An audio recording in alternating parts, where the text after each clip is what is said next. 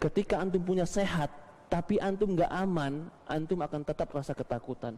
Maka itu Allah berfirman di Quran, ketika Nabi Ibrahim alaihissalam berada di padang pasir dan ingin meninggalkan Ismail. Apa doa Nabi Ibrahim? Qala rabbi ja'al hadha baladan amina.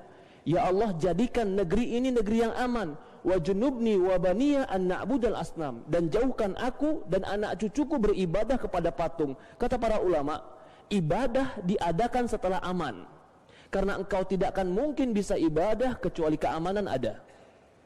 Dalam ayat yang lain dikatakan, qala rabbi junubni, qala rabbi ja'al hadza baladan amina warzuq ahlahu minas samarat. Doa Nabi Ibrahim dalam surah Al-Baqarah, ya Allah, jadikan negeri ini negeri yang aman, warzuq ahlahu, kemudian berikan rizki penghuninya dari buah-buahan, makanan. Kenapa dia meminta aman dulu, setelah itu dia minta makanan? Karena seandainya makananmu terpenuhi banyak, tapi engkau tidak punya keamanan, engkau tidak akan nyaman. Maka itu kata para ulama, kenikmatan aman itu merupakan pondasi dan asal dari segala kenikmatan setelah Islam. Kita nggak bakalan bisa kumpul di masjid dan ibadah kalau nggak aman, Pak. Kita nggak bakalan bisa kerja kalau nggak aman. Kita nggak bakalan bisa menikmati kendaraan kita yang nyaman kalau nggak aman. Kita nggak bakalan bisa hidup dengan baik dalam rumah tangga kalau tidak aman. Jika perang, tumpah darah. Maka itu dalam sebuah hadis Rasulullah berdoa, Allahumma, kata Rasulullah SAW, atau dalam sebuah hadis Rasulullah bersabda, man asbaha minkum aminan fi sirbih, mu'afan fi jasadih, walau qutul yawm hizat lahu dunya wa madafiruha. Kata Rasulullah SAW, barang siapa yang di pagi harinya aman, aman dulu disebutkan, kemudian apa? Mu'afan, kemudian sehat. Setelah aman Rasul sebutkan apa? Sehat. Yang ketiga, walahu qutul yawm, dan dia punya perbekalan hidup setelah sehat. Maka kenikmatan keamanan itu merupakan pondasi segala sumber nikmat di dunia. Maka itu Islam datang selalu mengajarkan agar kita aman dan menjaga keamanan. Kenapa sih ada potong tangan? Agar kita aman. Kenapa sih orang berzina harus dirajam? Agar kita aman. Kenapa sih Rasulullah mengatakan ke dalam sebuah hadis, iman bid'un wa sab'una syu'bah, iman itu mempunyai 70 cabang lebih. Wa a'laha qaulu la ilaha illallah, yang paling tingginya ucapan la ilaha illallah. Wa adnaha, dan yang paling rendahnya imatatul ada anit thariq, menghilangkan gangguan di jalan. Menghilangkan gangguan di jalan berarti menghilangkan sesuatu yang menghilangkan keamanan di jalan. Maka dari itu, para hadirin ikhwanu fiddin rahimani rahimakumullah, banyak sekali dalam Islam yang Rasulullah SAW mengajarkan kita untuk kita tidak mengganggu orang. Wallahi la yu'min, wallahi la yu'min, wallahi la yu'min. Demi Allah tidak beriman, demi Allah tidak beriman, demi Allah tidak beriman. Siapa ya Rasulullah? Man la ya'man man la ya'man jarahu bawa'iqah. Sampai 3 kali Rasul mengatakan tidak beriman, tidak beriman, tidak beriman. Siapa ya Rasulullah yang tidak beriman? Man la ya'man, orang yang tidak merasa aman dari gangguannya.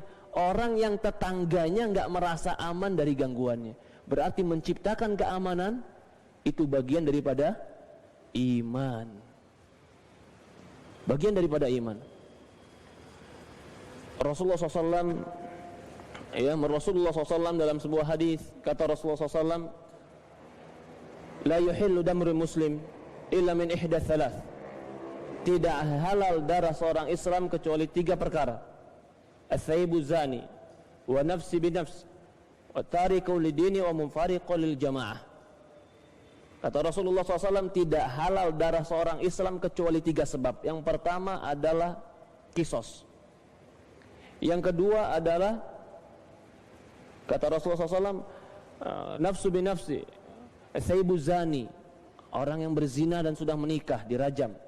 Yang ketiga, tariku lil jamaah wal munfariqu lil jamaah, orang yang memecah belah agama dan meninggalkan agama Islam. Tidak boleh bagi kita, bagi kaum muslimin, untuk mengoyak dan merobek keamanan, bahkan membuat orang lain takut, tidak boleh. Maka dari itu terorisme pun bukan dari Islam, karena menghilangkan rasa aman bagi orang lain.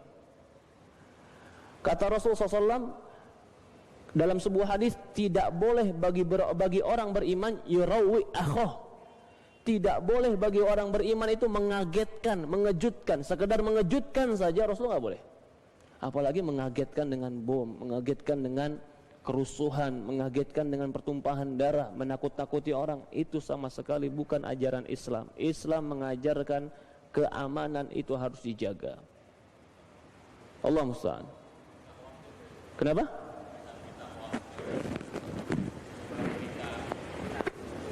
Apa saja menyebar berita yang hilang kenyamanan tidak boleh. Bahkan kita sudah katakan tadi, kenapa Rasulullah SAW, ini saya akan bacakan sebuah hadis dari Hudzaifah bin Yaman radhiyallahu an.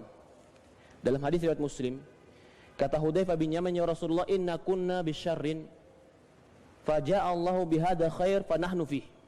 Ya Rasulullah, dulu kami di atas kejelekan, kemudian Allah datangkan kebaikan ini dan sekarang kami di atas kebaikan. Apakah setelah kebaikan ini ada kejelekan? Maka kata Rasulullah, ada. Ya Rasulullah, jika kejelekan itu datang, adakah kebaikan lagi yang datang? Maka Rasulullah katakan, ada. Ya Rasul, jika kebaikan nanti itu datang lagi, apakah datang lagi kejelekan yang lain? Rasulullah katakan, ada. Maka sahabat berkata dan bertanya, ya Rasul, kejelekan apa yang akan datang nanti di akhir nanti? Perhatikan kata Rasulullah, yakunu ba'di a'immatun la yahtaduna bihudaya wa la yastannu bisunnati. Kata Rasulullah SAW, wa fihim sayakumu fihim rijalun qulubuhum qulubu syayatin fi jasmil insan. Kata Rasulullah SAW, apa kejelekannya? Kata Rasulullah SAW, sayakunu a'immatun ba'di, akan datang nanti pemimpin-pemimpin setelah aku, la yahtaduna bihudaya, yang mereka tidak mengambil petunjukku, wa la yastannuna bisunnati, dan mereka tidak mengambil jalanku. Sayakumu fihim rijalun, dan di antara pemimpin-pemimpin itu ada orang-orang, qulubuhum qulubu syayatin, hatinya hati syaitan, fi jasmal ins, tapi dalam jasad manusia. Rasulullah kabarkan itu. Sayakumu fihim rijalun qulubuhum qulubu syayatin, akan ada orang-orang laki-laki yang mereka itu pemimpin-pemimpin yang hati mereka bagaikan hati-hati syaitan. Fi jasmal ins, tapi jasadnya manusia. Apa kata sahabat? Ya Rasulullah, kaifa asna ya Rasulullah in adraktu dalik.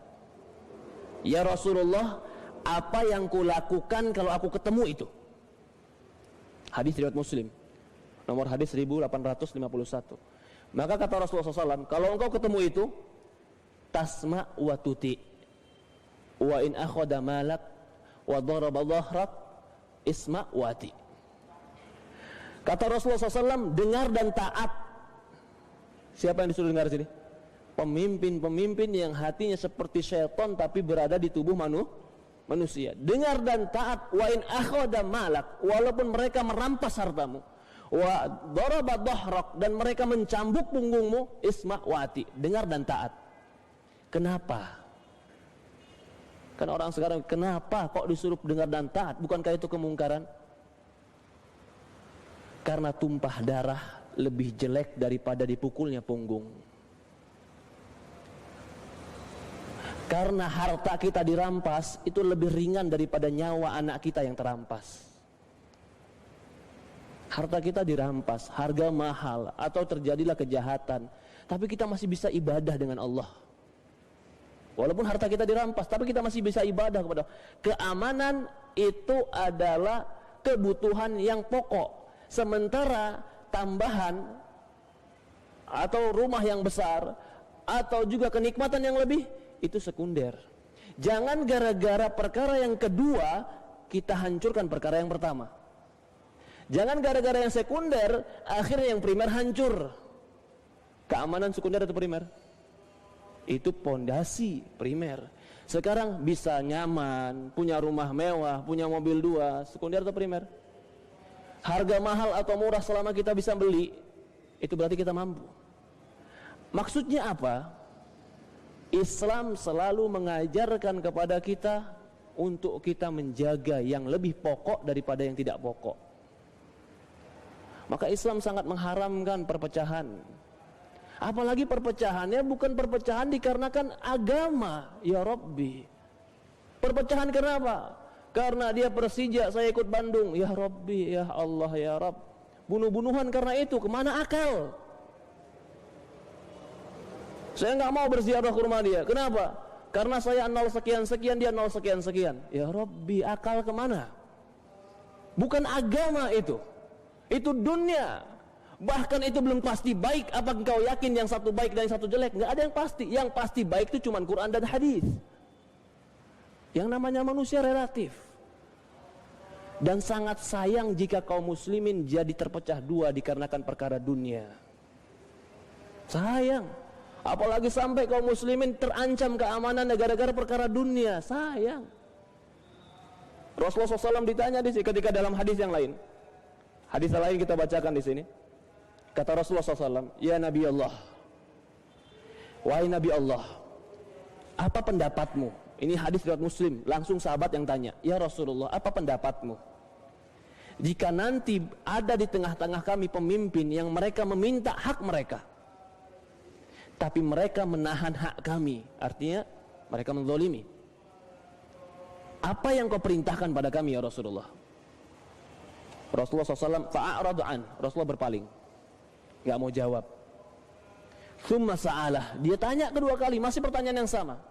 Maka Rasulullah menjawab, faqala Rasulullah SAW, isma'u wa ati'u, dengar dan taat. Fa inna ma huwa alaihim ma hamilu alaikum ma hamiltum, karena dosa mereka yang nanggung, pahala engkau yang akan mendapatkannya. Kita nggak bakalan nanggung dosa orang lain, nggak bakalan nanggung dosa orang lain. Maka dari itu yang kita inginkan adalah jangan sampai kaum muslimin terbawa dengan suasana yang tidak baik. Kita ngaji, kita belajar, kita ibadah, kita Ramadan, jangan dirusak dengan dunia. Jangan dirusak dengan dunia. Jangan dirusak dengan sesuatu yang gak ada manfaatnya di akhirat kita.